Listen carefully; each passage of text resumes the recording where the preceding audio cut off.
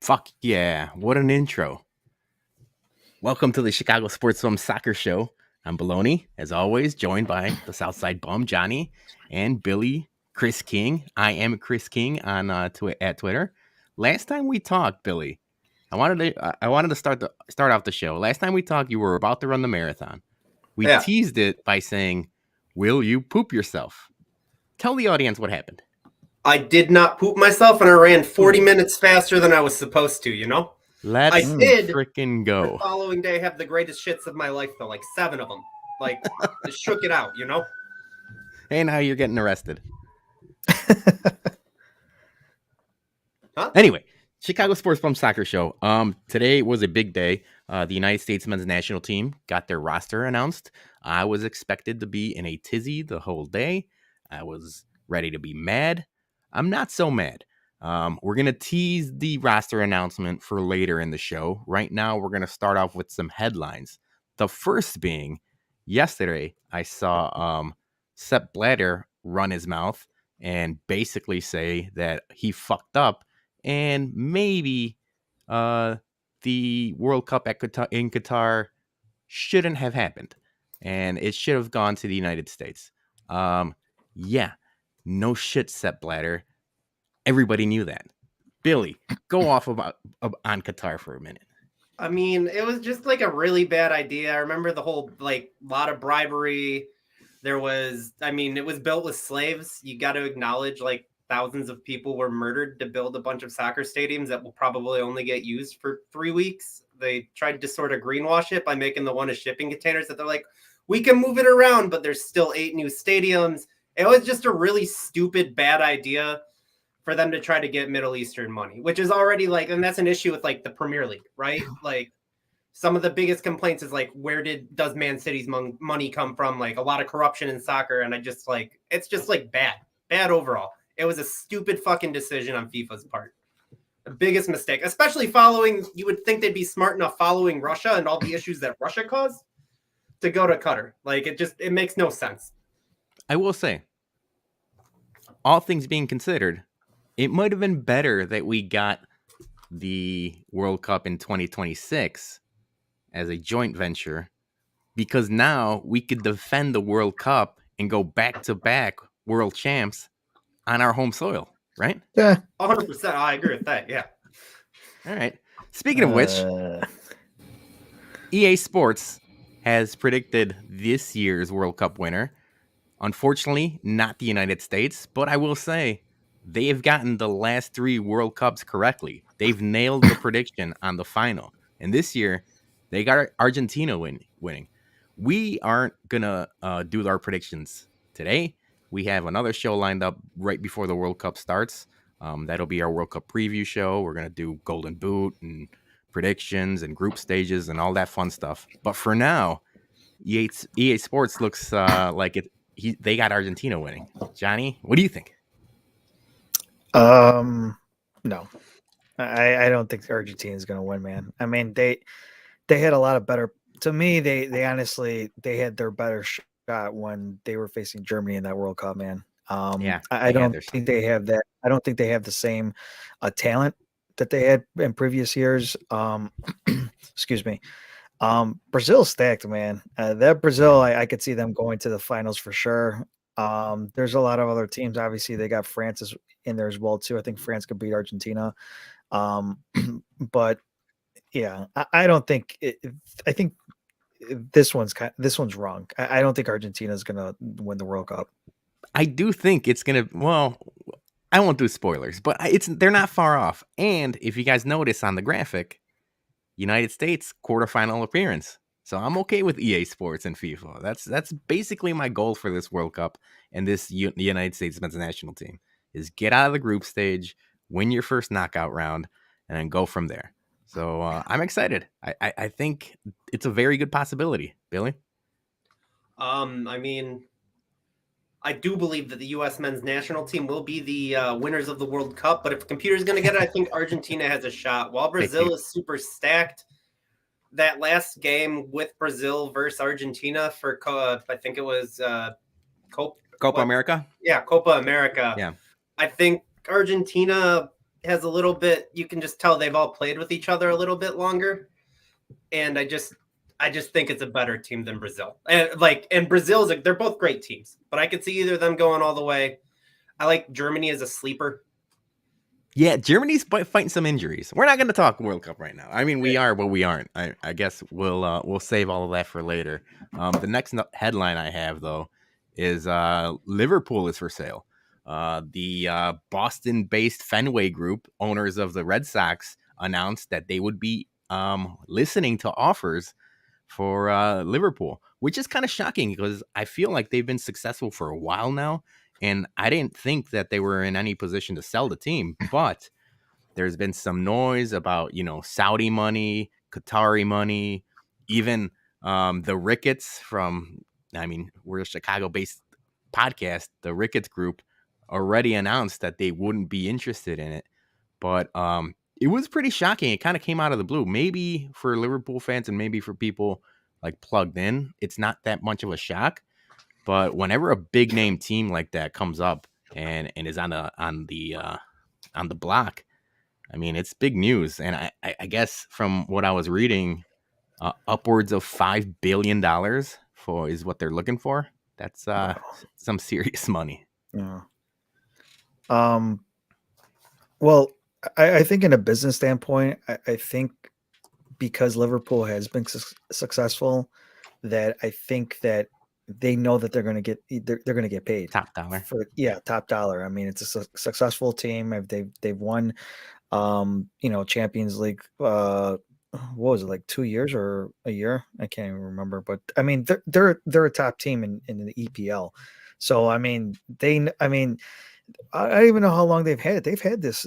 They've owned this team for a while now, right? It's been it's been, I would say, upwards of a decade. Yeah. I know, especially I think it started with the Glazers and then the Fenway Group, and then a lot more United States money went into the APL, and then a lot of Brits started complaining about American players, or American owners in Right. the EPL. But I mean, there's not much more. I mean, I don't see how they could complain about another American owner when the Saudis ain't much better, bro. Yeah. Yeah. So I just think that in a business standpoint, I would do the same thing too. Like you're selling him at a high, and he's definitely going to get I don't even know how much he paid for him, but he's definitely going to get it. I would Oh say yeah, he's gonna make a pretty penny. Yeah, a pretty penny out of it for sure. It's crazy. Like immediately after they went on sale, or the news came out that they are for sale, Conor McGregor said that he's starting like an investment group to try to buy them. I'm like, that's going to be a sideshow in of itself. But yeah, Billy, you got anything on Liverpool? You got any money lying around that we could borrow? No, I unfortunately no. I mean, they're gonna make money off of it. English fans are gonna be pissed whoever buys them if they're non-English. That's like, I feel like it's the same way they treat their managers. If you have a non-English manager, like you're just gonna get treated like crap. I don't know. Quick story, and I know Johnny, both you and I are Real Madrid fans, but Piqué retired. He had a long and storied career. I got the graphic up now. I mean, he just won every goddamn thing imaginable. You saw the scenes last week, him crying and coming out and getting a red card in the last game and stuff like that. Hell of a career. I know I don't like Barcelona. I don't like Barcelona in the slightest, but I mean, you got to respect the man. He had one hell of a career. Maybe some, off the field troubles, but I mean, that's neither here nor there. Not anymore, Shakira. Yeah, Anyways, yeah, not anymore. Yeah, I mean, as much as I hate to say this, I mean, he had a great career. I mean, Barcelona during that time, I mean, they were the team. I mean, they had everybody on that team, and he was centered around it pretty much. Yeah, hell of a career, and even in for the nation as well too in Spain. I mean, Yeah, won they were dominant for two, that 4 or 5 years. exactly. Oh my gosh, since 2008, that Spain team was just incredible. Like 2008 to 2012. I mean, they won 2 Euros and then one World Cup. Yep. He definitely was on a dominant Spain team during that time. So yeah, man, a hell of a career. I can't, you hate to say things like that, but I mean, you got to give credit where credit's due as well too. Billy, anything on Piqué? I mean, did a lot of great stuff on the field. I got the vibe. It feels like he's just jumping off a ship before it sinks. It's a little bit weird to retire, like right before winter, like starts Yeah, even. right. So I don't know, but he had a long, good career. What I was interested in is like like if there was rumors that maybe MLS. I don't think they want an aging defender. I don't think that's the way to go about it. His family's moving to Miami allegedly because they're not happy in Barcelona. So who knows? But yeah, hell of a career. Speaking of MLS Cup Finals was this weekend, and LAFC defeated Philadelphia. Hell of a game. I wasn't able to watch live. If you guys follow the Bumcast, if you guys follow Chicago Sports Bums, shout out HBIC. Him and Sarah got married this weekend. So I was able to watch this game the day after, hung over as shit. But nevertheless, if you guys haven't seen this game, I urge you guys to go to the MLS app. You can watch the condensed highlights or the full match or anything you want. This was possibly I would put up their top 3 MLS Cup finals of all time. It was awesome. Billy, were you able to watch it all? I know you were we were all busy this weekend. Yeah, I was watching highlights at the end, and when LAFC scored first, I was like, oh, it's done for Philly. And then just Philly went on a tear. There was that, I don't know what minute, they thought they put it away at 90+2. Yeah. Like two extra time goals before going to PK, one for each team, which is crazy. You never see that.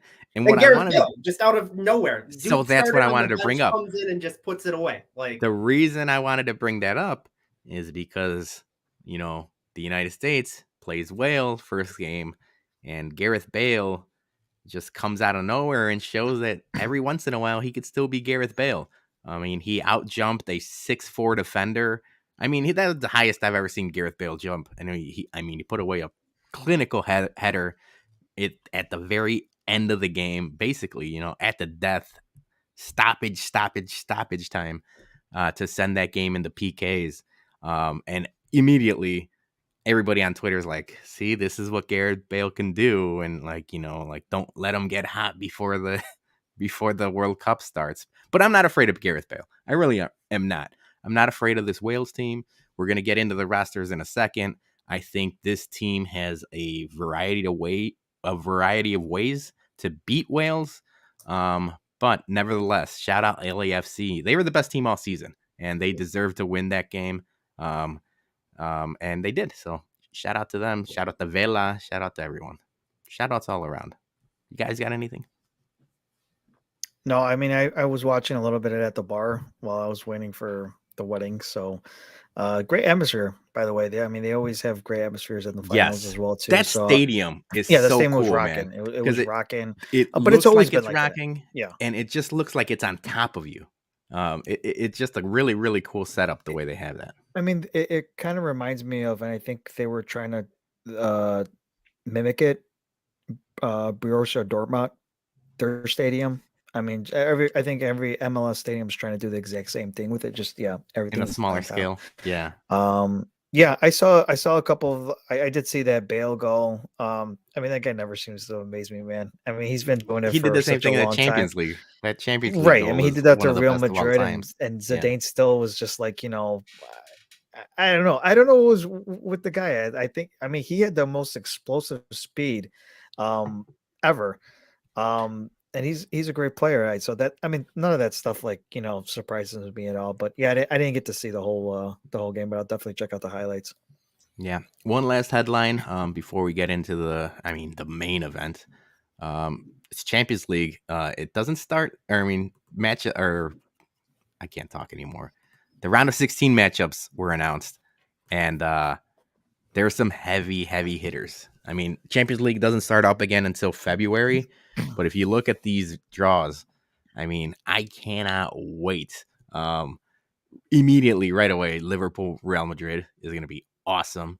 I think AC Milan versus Tottenham has a chance to, and that could be a basketball game the way they score goals.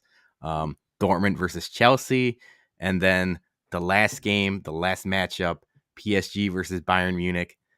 Oh my god, man! It just like I couldn't believe when I saw the draw in the morning. I was at work when it happened, and I'm like, this is going to be some fun watching. I gotta say, the sleeper match in here for me is Frankfurt versus Napoli. Both of them have some of the craziest fans in Europe, and also both of them are in very fantastic form for like this tournament. And while neither of them have like the budgets that any of these other teams have, with the exception of like maybe like Bruges and like the Portuguese teams, I think that's going to be a really interesting matchup. Just I'm because glad. like Frankfurt got slept on in Europa League, and then went and outchanted Barcelona in their home. Then they went and beat like Rangers. They beat like another team on the way, and like I just think, and Napoli's undefeated. Yeah, I think it's tough because realistically, both of these teams, if they didn't play each other, they could both be like the Cinderella stories. They're both very, very good teams, and it's just unfortunate that they're going to have to, knock each other out. But the one coming out of this is going to be the underdog's underdog. It's going to be like if you're not a fan of any of these teams, you're going to be rooting for that team, and they're both very, very good. So yeah, man, I'm excited. I know it sucks. Obviously, February is a long time to wait, but we're going to have a lot of soccer in between then. So yeah, when these matchups came out, I'm like, oh my god, that PSG Bayern Munich, that's a heavy, heavy, heavy, heavy matchup. Yeah, All right, yeah, that yeah, definitely that PSG and that Bayern Munich for sure. That AC Milan and like I said, I'm a low key Tottenham Hotspurs fan, low key. So I'll okay. be watching that one as well too. But obviously Real Madrid's gonna be Liverpool. Like, who are we kidding? So, um, yeah, it's fun Yeah, stuff. it's gonna be fun though. It will Yeah, be it fun. will. All right, before we start talking United States men's national team roster announcements, we have an announcement of our own. Billy, you're going to be a part of this. We're all, as part of the Chicago Sports Bums, have a live watch party November 25th. Doors open at noon. The game starts at 1, United States versus England. There will be food there, drink specials, a guest bum tender. Shout out HBIC. He's going to be behind the bar pouring the drinks. And it should be a fun time. We've had two watch parties at Jack's place, a White Sox one and a Bears one. Both of them were very, very fun, and we can't thank Keith and Annie enough. And this one I'm excited about selfishly because, like I've talked about in the past, there's nowhere to watch soccer on the southwest suburbs. A lot of the times I'm driving into the city, up into the north side, or I'm watching it either by myself or with a small group of friends, and they were gracious enough to open the doors, and I just want to pack that place. I want to pack that place with United States fans or soccer fans or even casual fans. If you've never been to United States a World Cup game, or have you never seen the World Cup game at a bar, this is the perfect time to head on over to a local bar and enjoy the game with your friends or your internet friends, if you will. um, I'm really excited about it. I think it's perfect because, that Friday you spend all Thursday with your family, eating and watching football, NFL football. And then that Friday, most of us don't work on the Friday after Thanksgiving. You got to have enough of your family. Head on over to the bar. Yes, like how Peter mentioned, I'm just going to piggyback off of that. Soccer game, like you don't even have to follow. You don't even have to follow soccer. I'm telling you, go to this watch party. You'll have a fun time. You don't even have to know who the players are. Just soccer. World Cup is just a whole different. It's a different giant. It's just a different event. It's just a different venue. So definitely check us out. Obviously, Jason's going to be manning the slinging the drinks So it should be really a good time. Yeah, if you haven't watched the game, you put a couple $2-3 on the over, you bet for goals, and you have a fun time that way. Billy, you're gonna be part of this. This is your first, official bum watch party as part of the crew. Yeah. I mean, you were at the first one for sure, dancing the Bad Bunny at the end of the night. I got And I won a videos of that to TV. prove it. Like, And yeah, and you won a TV last time. So yeah, this time you'll be on the other side of the aisle. yeah, it'll be really exciting. Like, I know a lot of baseball people watch this. It's pretty much the same vibe, like really only action happens for like 30 seconds, and you're just drinking and screaming at a TV. Like, Nah, don't say that. We're gonna win 4-0. Oh, okay. But yes, come on out. It'll be a fun time. With that, as Mark Henry says, and now for the main event. The United States men's national roster announcement was today. And like I said in the open, I was nervous. I was scared. It was squeaky bum time. I was ready to be mad online. And to tell you the truth, I wasn't. It was shockingly pragmatic by Greg Berhalter. If you see on screen now, this is the 26-man roster that will be at Qatar for the World Cup, or Qatar if you're fancy like Billy. I still say Qatar, even though it's Qatar. But yeah, I think just like overarching themes, I thought it was really pragmatic of Greg Berhalter. He made some tough decisions that I didn't think he was going to make, and he did. If anything, that guy is stubborn to a fault. He likes his things his way, and rightfully so. I mean, he's the head coach. But today, it showed that he's at least a little bit thinking ahead. So I'm going to go on to the next slide. We'll talk about each of these people individually, and then we'll go from there. So the United States men's national team World Cup roster: goalkeepers Ethan Horvath, Sean Johnson, Matt Turner. Right away, Billy, I text you immediately. And I think if you're a soccer fan, if you're a United States fan, the shocker of the day was the fact that Zach Steffen is not on this roster. I have been saying it. We've had 5 of these shows, and I've said Zach Steffen is not worthy of a United States men's national team roster, or at least not a starting job. I didn't think he was going to get cut completely from the team, but he was, and that's shocking. Anything to add about that?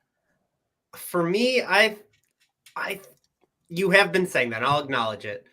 I think Berhalter, and you'll see it throughout the roster, is he likes, if you perform once well for the U.S. men's national team, he will let you play as long as you want. If you perform the first time really poorly, he's going to cut you. And I think Steffen did have many chances. I don't think he deserved to be cut from the roster for Horvath. Horvath did what Horvath won us. I will give him. He won us the Nations League. And I wish I feel like Sean Johnson has played more games in one season with the Columbus Crew than Horvath has played across his career. Like both sides, he's always been a backup keeper. And he'll be out of that role in the next years. He's like younger and like didn't start in the MLS. He was with Molde. So I am sad that Steffen isn't there, but I do understand. Like, I think Sean Johnson deserves to be there, and I think Turner deserves to be starting. Yeah, I think just looking at it, Turner will be the starter. I know Greg Berhalter in the press conference was saying that he's dealing with a minor injury and they're going to assess it during camp. But realistically, he'll be starting the games. Sean Johnson will be the backup. He has gotten more of the United States men's national team reps of late. He had one start in the last 6 games. And then, yeah, I mean, Horvath is fine. It is what it is. We've talked about it before. I thought this third goalkeeper spot is a really good chance to get somebody experienced that otherwise you wouldn't have. That's why I was screaming. And it's not just because I'm a local guy and he's a local guy, but I really thought Gaga Slolina would be a perfect fit to get him that experience. He doesn't have to play at all. He doesn't have to do anything. But the fact that you bring him to a World Cup, you get that experience, because realistically, in 4 years, he's going to be fighting for that starting spot, or at least we all expect it to. And you see this a lot with a lot of the bigger countries, especially now that there's a 26-man roster, not a 23-man roster. Germany for the longest time. Brazil is famous for bringing a very young player to the World Cup, not playing him at all. But then in the next World Cup cycle, he's the guy in charge, or at least one of the guys in charge.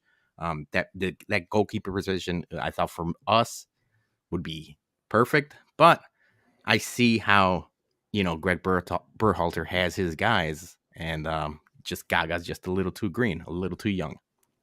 Yeah. Midfielder. Oh no, well let's go to defenders. Because there's a big surprise here. The defenders going to the World Cup: Cameron Carter-Vickers, Serginho Dest, Aaron Long, Shaq Moore, Tim Ream, Jedi Robinson, Joe Scally, DeAndre Yedlin, and Walker Zimmerman. Right away, the big surprise. Well, there's two. Tim Ream being on the team, which I think he deserves it. I'm so happy for Tim Ream. I mean, he has played his ass off for a better part of a year, and him not getting many call-ups at all. I felt like Greg Berhalter forgot about him, or he had his guys and he didn't need them. He's gonna serve a very important role on this team. And the fact that he got called up, this is when I saw immediately that Zach Steffen wasn't on this team and Tim Ream was on this team. I was like, holy shit, Greg Berhalter is actually listening, or at least he has a brain that listens, or he's more pragmatic than we all thought. And then the second one is Shaq Moore. I saw a lot of people saying that Shaq Moore was a weird decision.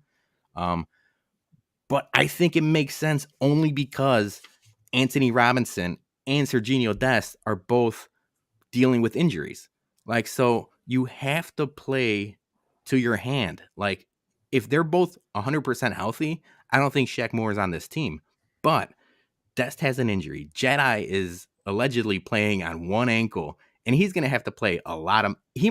Anthony Robinson might be the most important person on this team because there's no one else that plays a left back position like he does.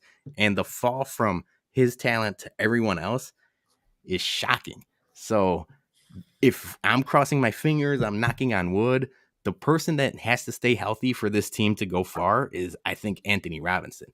Do you guys have anything to say about the defenders? I feel like I'm just running with this. I'm happy with the defenders. I mean, DeAndre Yedlin's our only our only player on the team who's played in a World Cup. So, which is weird because it's crazy. Looks like he's 12. Yeah. But yeah, I think he did a solid thing. I'm hoping that we can see Zimmerman play the backline role that he's been doing. I think Tim Ream coming up, captaining Fulham, they're not doing the worst in the Premier League, I don't think. I mean, at least you got that, like, some experience, like a touch of that. That's our biggest weakness. It's funny that so this story came out right after Tim Ream got called up, or the announcement came. But I guess in the last Fulham versus Man City game, Pep Guardiola went up to Tim Ream and said, if you were 24 instead of 34, you'd be playing for Man City right now. Pep Guardiola was so impressed with Tim Ream that he told him that. And then so eventually, I don't know if it was Pep that told Greg Berhalter or Ream told Berhalter, but that story came out today. And I'm like, I mean, if you're impressing Pep Guardiola, you're doing something right. I'd like to see Pep as the next coach in 2026. We've talked about that in the past too. I mean, that's or Zidane. One of the two. That's the pie in the sky. Like, I feel like he had that one quote. I didn't even know how long ago. He was still in Barcelona, saying that like he would like to finish his career in the United States, and immediately suckers like me and everyone else is like, United States men's national team coach, come to the United States now. I'm like, Pep Guardiola is still very, very young and very, very good at what he does. He's going to be in Europe for a long time. But I mean, he also can't spend as much money on players as he wants with the U.S. men's national team. Whoever's born in, like. So yeah, so that might be a little pie in the sky, but I like the way you think, Johnny, because I've had that thought for the last 6 years at this point. Midfielders: Brendan Aronson, Kellen Acosta, Tyler Adams, Luca De La Torre, Weston McKennie, Yunus Musa, Christian Roldan. just looking at the roster as a whole, midfield is their deepest position by far and where most of their talent is going to be. And that's where they're going to win games, or at least that's where they're going to win games against Wales and Iran. Just looking at it, dude, like I think Brennan Aronson is a very good midfielder. Weston McKennie, Yunus Musa is another guy that like just sneakily so good for this team, and just the way he plays and his attitude and just like his pit bull mentality. And then yeah, obviously like Weston is one of the, core three guys and stuff like that. I'm excited about this midfielders, and I'm excited to see how Greg Berhalter kind of rolls them out, because this is where he has like the gluttony of weapons. Well, wasn't Luca kind of like on the cusp since he got like injured? Was it like a couple weeks ago or something like that? And he said Yeah, his timetable was kind of 3 weeks, so it's kind of like on the borderline he of was on when the the World borderline. Cup actually start. Yeah, when it actually got started. I'm glad he's on the team because So do I. I like him. I've been raving about him ever since I saw him in that Mexico game when he just Mhm. like he had that fire, he had that pit bull mentality. Yeah, I agree with you. That midfielders they do definitely have a solid group right there. Yeah, Oh, and it'll be that was freaky the last week because McKennie and Musa were both just injured. I think McKennie just got off the list like this week. I was like, I think I texted Peter about it. I was like, oh my god, they're not going to announce him. Like he's not going to make it. This guy, yeah, like, I feel like once again, knock on wood, I think looking at like England, looking at Germany, looking at a lot of these teams, we've kind of got lucky that we had injury bug the last 4 years, Gio Reyna, Christian Pulisic, Serginho Dest. Everyone's been injured at some point during World Cup qualifying. Obviously, maybe that was a blessing in disguise because everyone's healthy now. well, And, knock and on it, wood, we still got one more match. right, Next. yeah, knock on Like, wood. I should have said that. You're right. Because yeah, don't we got 2 goddamn weeks, or less than 2 weeks. Just everybody stay healthy for that time. And lastly, the point of contention forwards: Jesus Ferreira, Jordan Morris, Pulisic, Gio Reyna, Josh Sargent, Timothy Weah, and Haji Wright. Freaking Haji Wright out of nowhere just comes out of the blue and steals a World Cup spot from a lot of people that were probably more deserving. Um, I have omissions here. I'll actually go to the next slide because I'll go to the omission slide first. These are the snubs. You see Ricardo Pepi, Jordan Pefok, Malik Tillman, Paul Areola. The rest of the guys, probably not. Reggie Cannon for sure, and Zach Steffen. But the ones that stand out right away is either Pepi and Pefok, because everybody thought one of those two guys were going to have the last forward spot, and Haji Wright just yoinked it from them. And Paul Areola. Billy, I text you. I said if I wouldn't have Christian Roldan on this team, Paul Areola played a lot of minutes for Greg Berhalter in World Cup qualifying and Gold Cup and Nations League and all these other tournaments. Paul Areola was a mainstay, and I thought he deserved to go. Maybe not play significant minutes, but I thought he was going to be there. And then the rest of these guys, there's a couple guys that probably would have been there if not for injury. Miles Robinson and Chris Richards were the two main injured guys that kind of just missed out of bad luck. But yeah, this is the roster, and this was just someone. Who was it? It was someone from MLS put this up together, thinking like this could possibly be, like the depth chart, if you will. Anything stands out to you guys? Because I would move stuff around.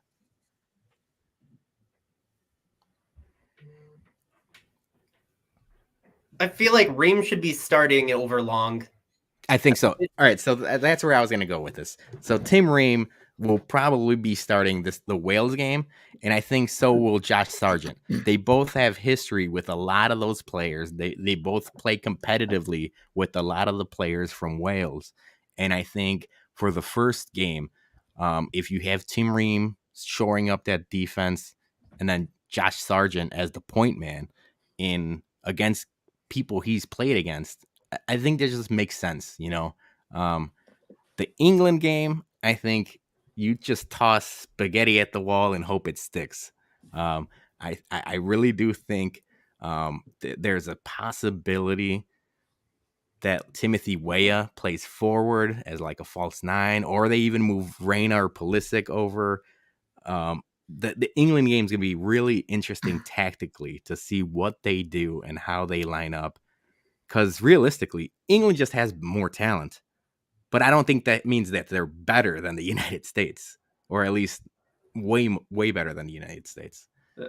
So, I mean, I could even see Aronson fill that 9 spot. He did it. He's done it with Leeds multiple yes, so times. he has done great that. at it. Like, and I'm glad you mentioned it. Brennan Aronson, unbelievable. Like that guy is like we keep saying that about a bunch of these guys, but like he is a pit bull with a high press and just fighting for balls and it started him over Reyna. Just pressuring people. So the problem with that is that Reyna is fucking hot right at the right time. You know, he finally got healthy. He's scoring goals for Borussia Dortmund. I just don't see a way where he doesn't start at least one of the 2 games. I mean, they're interchangeable. And you guys got to remember, this is a basically 2 different tournaments. It's the group stage, and it's like 3 games in how many days? 3 games in 9. a week, basically. And then the knockout stages. So however people are going to be screaming, I can't believe Reyna's not starting, or even Pulisic's not starting, they're going to have to get some rest, or they're going to have to like move things around. So it'll be interesting to see how he lines up for the Wales game, because it's going to be very, very different than what we're going to see against England. And then Iran, hopefully by then you at least got 4 points, and you're going in Iran only needing a tie, but realistically probably a win. But I think they have enough to get out of this group for sure. Any other overarching thought? I think, I think we talked about this, like war predictions were when we saw the groups align. I'm not afraid of Wales. I think they're definitely beatable. That England one, man, like I'm still like on the cusp of it just because it's England. And you never know what England team you're gonna get. So, but that's also you could beat England as well too. I'm not putting my money on it yet, but England has like a history of shit in the bed. Right, exactly. When it's tournament time, man, it's a whole different ball game, especially when it's in the World Cup with them. So, and then the Iran one, that's something that you got to keep your eye on, because, like I said, I mean, we've had history with Iran before. You can't underestimate that team. You got to watch out for them. So I'm hoping that, just how you mentioned, Peter, is that going into that Iran game, that we're in the driver's seat, that we're in a comfortable position, that either we have to just tie or win, or just tie than anything. But we'll see, man. I mean, it's definitely it's interesting group. All right, so we'll break it all down before the World Cup starts. We'll schedule it out, and I'll talk to you guys when we can do it, and then we'll post it and share it.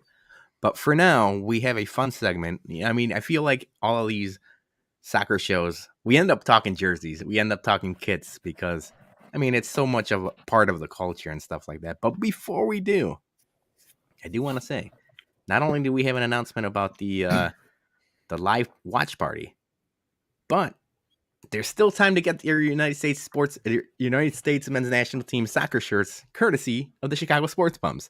ShySportsBums.BigCartel.com. Johnny and I had the idea of, putting these shirts out before our watch party and our live party, and we kind of collaborated on this. Johnny, you killed the design. We got a lot of good feedback on it. A lot of people liked it.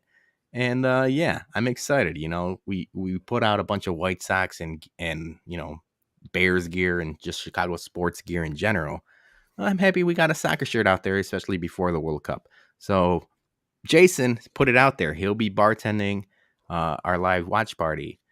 You wear a Chicago Sports Bum shirt, you wear your United States soccer shirt, he'll be doing the heavy pours in your favor. So it benefits everyone. If you wear one of these 2 shirts to the game at halftime, I'll do a shot of Malort with you. There we go. Now we're talking. See, we're trying to sell shirts though, Billy. Yeah. You telling me people? Fine, I'm kidding. Fireball. No, I'm just kidding. I'm kidding. Yes. So anyway, shysportsbums.bigcartel.com. You'll be able to find this. You'll be able to find all of our Chicago Sports Bums gear. But yeah, buy this shirt. There's still plenty of time to get it before the World Cup, or get it before the knockout group when we go all the way. All right. By now. Let's talk some uniforms. We had the discussion in the group text and stuff like that, doing our top 5 United States men's national team kits. I'm still getting used to kits. I always say jersey. I know that's kind of faux pas. It's kind of like hockey sweaters. I don't say hockey sweaters. I still say hockey jerseys. People say it should be a hockey sweater. I still say soccer jerseys. I know it's kits, but just something I got to get used to. But anyway, we talked about the United States men's national team jerseys and how much I'm a fan of them. Billy, you're a fan of them. And then the group text, Johnny said, you know what? I've never really liked any of these jerseys. I think you said that on the podcast, actually, didn't you? Mm-hmm. So then we're like, fine, we'll do our top 5 kits. Johnny, you could do our worst 5. So for now, I'm going to start with Billy. We're going to have his top 5 kits. I got a slideshow ready. Johnny, you just stay quiet until we're done with ours, because I don't want you shitting on our favorite jerseys. One I'm wearing. Spoiler alert. So I'll start with you, Billy. This is your top. This was a shocking number 5, to tell you the truth. We spent a good part of the last episode. I spent a good part of the last episode shitting on this jersey, and all of a sudden you put it on your top 5.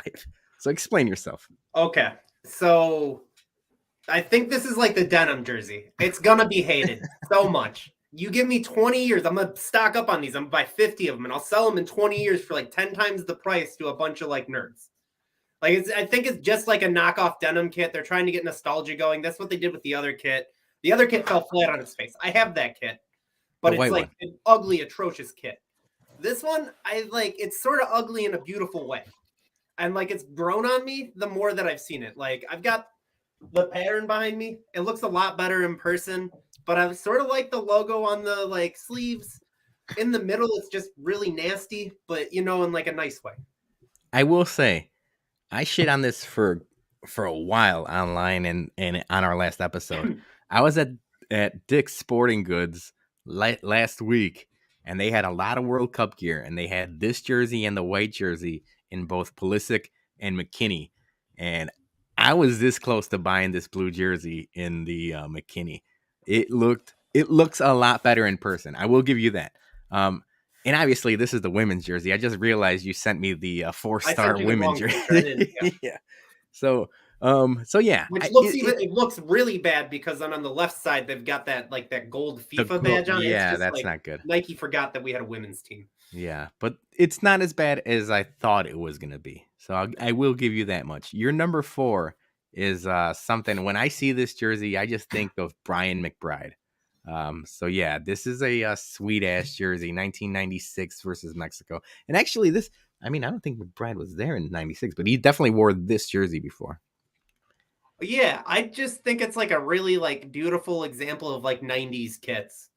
Like they did really good. They got the carve out in the middle is like for a number. I don't actually think I've ever seen this one like live in person. And I'd like to see it live in person. They only wore it. They didn't wear it very much, or the sky blue one. They didn't wear a lot. I will say, you mentioned it. 90s Nike kits. I'm a sucker for nostalgia. And when Nike first got into the soccer game, I remember it being 1994 during the United States World Cup. And they came out with some Brazil jerseys. And so from 94 up until I will probably say 2004, so a good decade, Nike just killed the game. They were at their peak at that point of like creativity with jerseys. Now we shit on them all the time, but at that point in the 90s, yeah. All right, so this is your number 3. This one's an interesting one. Another just like it's like the Centennial jersey. It looks like from a completely different time. It's not something that they really did ever with any of the other jerseys. It's just a very unique jersey. And I think it was a third kit for the year. It was a third kit. Yeah. So I just like another one that's just like a little like B-side. Shani, I will say, I said you to be quiet, but if you like one of these jerseys, you could go ahead and say something. I'm just worried you're going to shit on all 10 of our picks. Continue. Shit. Billy, this is your number 2. This is the last good kit they did. Like, just period. But the play on the Waldo, I like the blue and the red. It's like, once again, like all these jerseys are, I think they're all away jerseys. Yeah, they have been all the way. Never made a good home jersey for the I'm gonna disagree with you. I think my 4 out of the 5 are white jerseys. Yeah. But I will say the thing that kills this one for me are the shoulders. If they just kept that all blue and just have like the faint stripes with the stars, I think that would have been a lot better. This isn't by no means a bad jersey, but I think this was close to being like really, really good. Yeah. And then this was an obvious Billy classic, pick. Like hands down my favorite jersey in my collection. Like just like chef's fucking kiss. When you see it, just like number 5 was hated when it came out. And no one said a good thing about it, I think, until it probably got like discovered on Tumblr in like 2010. It was the hipsters. The hipsters made this popular. I mean, I remember in '94, people hated it. I didn't mind it that much. I mean, you see this kid, you think Alexi Lalas, red beard, red hair. You think Tab Ramos. You think a lot of those guys when like soccer first really hit with the in the United States. Yeah, I don't mind this jersey. I really do think a lot of it has to do with like, hipsters and people making it popular way after the fact. But it was definitely and it's, I will say, the last Adidas kit. Yeah. And then Nike just took the bag and never let go. Yeah. All right, my number 5 was your honorable mention. I stole your honorable mention to make it my number 5 because this was the first United States men's national team jersey that I had. I had the red one and I had the white one. And if I go to my dad's closet, I'm almost positive the white one is still somewhere in there because there's no way he threw it away. I love this kit. And for me, it's probably because I was a kid and I'm nostalgic about it. But like I said, it's these old Nike, throwbacks at this point that I really, really like. My 4th pick, same thing. When I see this jersey, I think Landon Donovan, early Landon Donovan. I think late stages Brian McBride. I think of them playing like Portugal. A lot of it has to do with who I see in the kit and like just the nostalgia factor of it. My 3rd kit, I mean, it's no surprise. It's the Waldo kit. It's stupid. When these came out, I wasn't sure what I thought of them. And then they just caught on like gangbusters.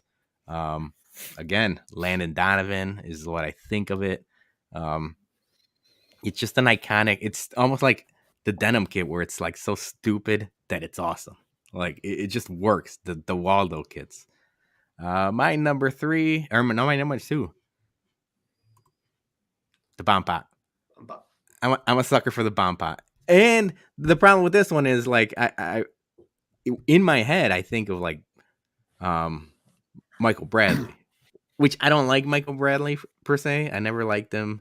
I mean, I did for a little bit, but like this is not. It's less about nostalgia and more about like I just like the firecracker bomb pop. I like the red, white, and blue, and it's simple, but it's unique. And then I'm wearing the last one. I mean, it's no spoiler. It's the Centennial kit. When these came out, I thought they were, one, it was like a throwback, but 2, it was just clean, simple, classic, classy. And I will say, like, I shit on the new white kit for it looking like a Hanes jersey. This is no better, but for some reason, the badge and the blue, it works. So it's very similar to the new kit, but it's very not. So that's my number 1. The lines make it look like a tech shirt, so it's like at least a nice Hanes. So I'm wearing it right now. It's probably like 2 sizes too small on me right now, currently. But yeah, eventually I'll fit back into it. All right, Johnny, now it's your time to shine. Just shit on all of our picks. Yeah. Number 5. Wait, did I have that number 5? Yeah. Yeah, you know what? It doesn't matter when number it is. I'm gonna go at it over here. Yeah, it looks like a candy cane. It looks like Waldo. I mean, Waldo. Yeah, where's Waldo? Yeah, it just looks like somebody just like kept on putting lines, and there's no like how do I put this? It's just stripes. I mean, it's just stripes. I just feel like it just it just stripes like it just reminds me of a candy cane. Um, like I said, I'm not really big on any of the United States jerseys. But I will surprise you on one of them. But let's go to the fourth one. All right, number 4. This one I think we could all agree on. But then when I look at it, I was like, not too bad. The Squigglies. Again, Adidas. like this looks Adidas like was the on. They were on acid. They were on drugs. yeah, it looks like another candy cane. What was those other candies? Like it was kind of like they had the striped candies. It looks just like that. Or literally like like the brakes were red and it just pretty much did a streak of red. I mean, it just doesn't. I mean, it just does not look good at all. Like it's just like they gave up on the designs. Like, oh, maybe if we do those squiggly lines, it might be a good idea. It's not a good idea at all. It looks like brakes, like literally streaks of brakes or whatnot. So let's go to the third one. It's the New England Revolution logo, just without the like. Really Oh, is. and Like, you want to go to the New England Revolution logo? We'll start with that crap too. it's That's the same garbage. thing. Yeah, I will say this. I mean, Adidas did no favors to fat people because imagine the squiggly lines on someone my body is just a mess. Fuck you, Adidas. Oh, Billy, stand Okay. up. What the hell? You know what this reminds me of? That's a ricochet shot. I gave you that jersey. This is a ricochet shot on both of us. This looks like somebody. They just said like maybe if we put like a seatbelt kind of strap, that it'll look pretty good with the white. That's what it looks like. It looks like a seat. Literally, they just put a seatbelt on there. Like that's the design.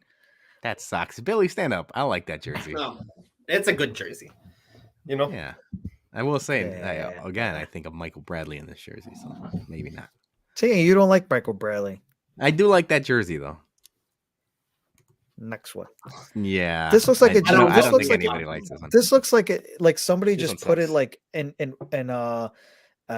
blue dye and it just wetted, just got it up just like this, and it just kept on getting wet on the bottom portion of it, and it just kept on getting light.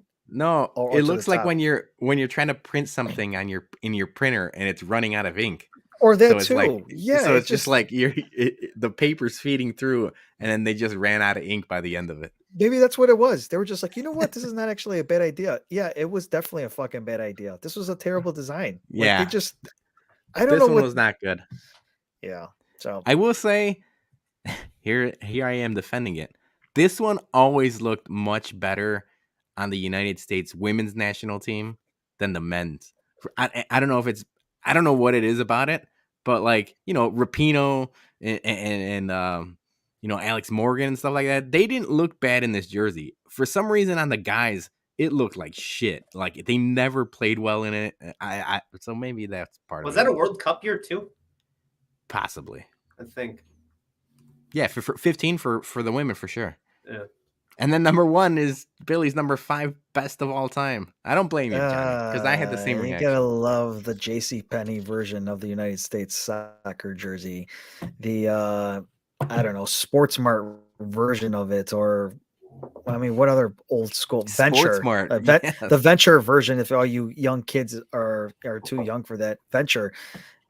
It just looks like they just gave up. Like it was like, oh, let's do like a Jerry Garcia type of shirt or jersey and see how that sticks. I'm gonna go back to your favorite jersey, Peter. The thing that I think the United States, and I think a lot of like look at Germany, look at Brazil, look at France, look at England.